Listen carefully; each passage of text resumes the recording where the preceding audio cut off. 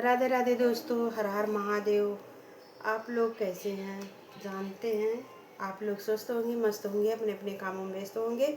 मैं बता दूं कि एक हम नाच गीत प्रस्तुत करने जा रहे हैं, गाने जा रहे हैं। जैसा लगे कमेंट में ज़रूर बताइएगा। हर हर महादेव। जय श्री हरि, जय शिव शंभू, जय श्री खाटू श्याम।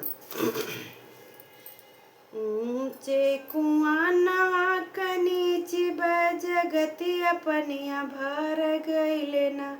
ओही ससुरु के सगरवा पनिया भर गईले न। पनिया भरत रहली लचकल कमरिया पिया हरदिया पीसना, पिया हरदिया पीसना, पिया हरदिया पीसना।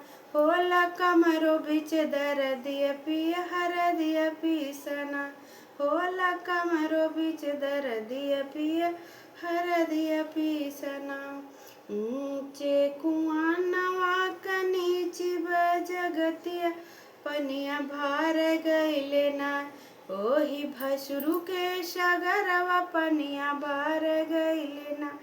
पनिया भरत रहल लचकल कमरिया पिया हरदिया पीसना, पिया हरदिया पीसना। होला कमरो बिच दरदिया पिया हरदिया पीसना, होला कमरो बिच दरदिया पिया हरदिया पीसना।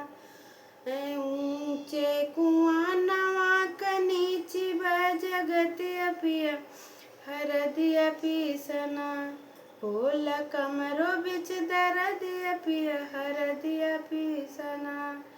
ऊंचे कुआं नवा कनीच बजगतिया पनिया भर गईले ना। ओही देवरु के सगरवा पनिया भर गईले ना।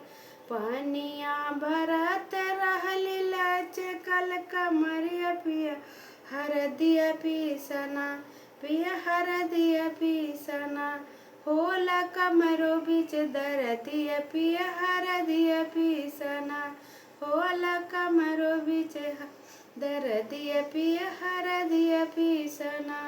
ऊंचे कुआं नवा कनीच बजगतिया पनिया भार गईले ना। ओही से मिया के सगरवा पनिया भरत रहले ना।